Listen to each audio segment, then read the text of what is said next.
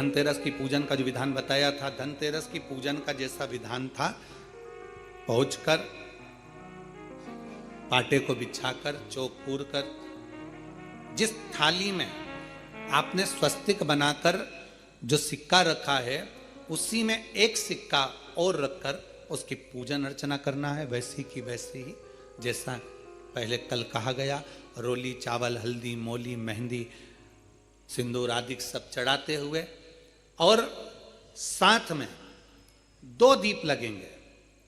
रूप चौदस के दिन 2 दीप है। एक दीप है घी का लंबी बत्ती का जो लक्ष्मी जी के सीधे हाथ पर आएगा। दूसरा दीप है घी का दीप भी आटे का आएगा और तेल का दीप भी आटे का आएगा। जो तेल का दीप लगेगा वो थोड़ा सा दिया बड़ा लेना, उसमें 4 लंबी लंबी बत्तियां रखना, सरसों का तेल या मीठा तेल या तिल्ली का तेल जो भी मिल जाए उसके अंदर डाल लेना। 4 बत्ती ये लक्ष्मी जी के लेफ्ट हैंड की ओर आएगी।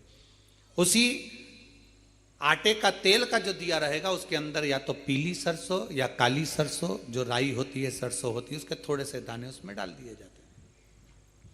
लक्ष्मी जी का पूरा पूजन बड़े भाव से करिए। जल का छिटा दीजिए, रोली चावल मोली हल्दी जो भी है आपके पास समर्पित करने के लिए पूजन की थाली में वो समर्पित करिए।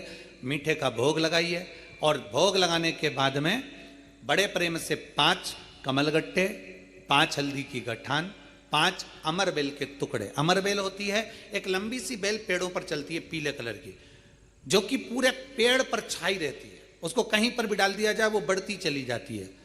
वो हमारे वंश की वृद्धि के लिए, लक्ष्मी की वृद्धि के लिए श्रेष्ठतम मानी जाती है। 5 टुकड़े अमर बेल के, 5 हल्दी की गठान, 5 कमलगट्टे दोनों हाथ में लेकर मां लक्ष्मी से प्रार्थना करते हुए उन सिक्कों पर समर्पित कर दीजिए।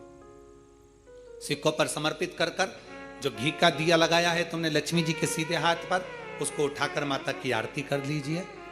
जो तेल का दिया है, घी का दिया वापिस रखकर आरती के बाद में जो तेल का दिया है 4 बत्ती वाला जो तुम जला कर रखी हो उसको पूरे घर में घुमाकर रूप चतुर्दशी के दिन, रूप चौदस के दिन, नरक चौदस के दिन पूरे घर में घुमाकर सारे घर के दरवाजे खोलकर बड़े प्रेम से घुमाकर मुख्य द्वार के बीच में जो घर से बाहर निकलने वाला द्वार है उसके ठीक बीचों बीच वो दिया 4 बत्ती का रख देना चाहिए।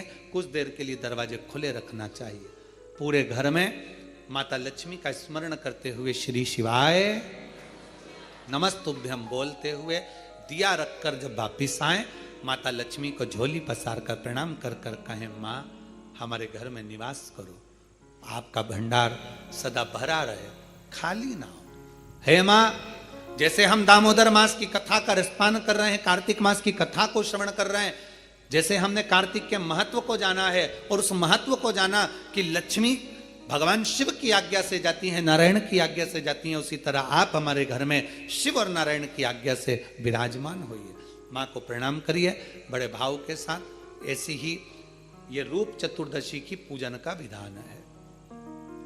ये रूप चतुर्दशी की पूजन का विधान, जो थाली अपने धनतेरस के दिन रखी है उस थाली को आप रात्रि को हटा